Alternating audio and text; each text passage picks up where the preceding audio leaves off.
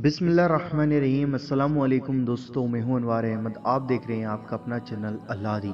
दोस्तों, आज हम आपको शब कद्र के बारे में कुछ ज़रूरी मालूमात देने वाले हैं। तो दोस्तों, आपसे गुजारिश है कि आप सभी लोग इस वीडियो को पूरा और आखिर तक ज़रूर देखना और ज़्यादा से ज़्यादा इसको समझने की कोशिश करना।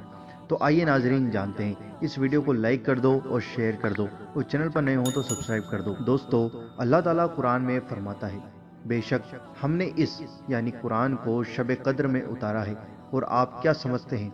शब कद्र फजील व बरकत और अजर व सवाब में 1000 महीनों से बेहतर है। इस रात में फरिश्ते और रूह अमीन जिब्रील अलैहिस्सलाम अपने रब के हुक्म से खैर व बरकत के हर मकाम के साथ उतरते हैं। ये रात तुलुए फजर तक सरासर सलामती है। दोस्तों, ये सूरह अल कद्र का तर्जुमा है। अगर लैलतुल कद्र को मख्फी यानी छुपा कर न रखा जाता तो अमल का काम कम हो जाता और उसी रात की इबादत पर इक्तिफा कर लिया जाता। ज़ो की इबादत में कमी आना शुरू हो जाती। अगर किसी की यह रात रह जाती तो फिर उसको यह सदमा रहता कि मैंने इबादत नहीं करी। अल्लाह को बंदों का रात के औकात में जागना बेहद महबूब है।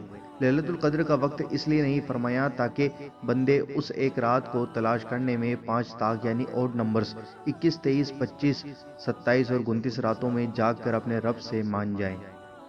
दोस्तों, शब कद्र शर्फ व बरकत वाली रात है। इसको शब कद्र इसलिए कहते हैं कि इस शब में साल भर के अहकाम नफीस किए जाते हैं और मलाइका को साल भर के वज़ाइफ व खिदमात पर मामूर किया जाता है। ये भी कहा गया है कि इस रात की शराफत व कदर के बाइस इसको शब कद्र कहते हैं। और ये भी मनकुल है, शब में आमाल सालहा मनकुल होते हैं और बारगाह इलाही में इनकी कद्र की जाती है, इसलिए इसको शब कद्र कहते हैं। दोस्तों, हुजूर नबी करीम सल्लल्लाहु ताला अलैहि वसल्लम की तमन्ना पर रब ने आपकी उम्मत को कद्र अता की, जो कि 1000 महीनों की इबादत से अफजल है। मुकाशफतुल कुलूब सफ़ा नंबर 647 पर यह बात लिखी है। जो शब कद्र में इतनी देर इबादत के लिए खड़ा रहा जितनी देर में चरवाहा अपनी बकरी का दूध धो ले, तो वो रब के नज़दीक साल भर रोज़ा रखने वाले से बेहतर है। यह बात क्या आप जानते हैं? सफ़ा नंबर 367 पर लिखी हुई है। जिसने शब कद्र में खड़े बेटे जैसे भी जिक्र इलाही किया तो जिब्रील अमीन अपनी पूरी फरिश्तों की जमात के साथ उसके लिए मग़फ़िरत की दुआ करते हैं। अनवारुल हदीस सफ़ा नंबर 289 पर यह बात लिखी है। जो शब कद्र की बरकत से महरूम रहा वो बड़ा बदनसीब है। बहार शरीयत हिस्सा 5 सफ़ा नंबर 92 पर यह बात लिखी है। ज़्यादातर बुजुर्गान दीन का कौल है कि शब कद्र रमज़ान की 27वीं शब ही है।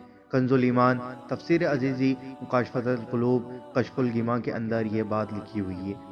दोस्तों, बहर कैफ जो लोग इन पाँचों ताक रातों में यानी 21, 23, 25, 27, 29 को रात भर इबादत इलाही में मशरूफ़ रहते हैं, बिलाशुबा वह मौला के नेक बंदे हैं। मौला उनकी इबादतों को कबूल फरमाए और अपने उन अच्छे बंदों के सदक़े हम जैसे बदकारों की इबादत को भी कबूल फरमाए।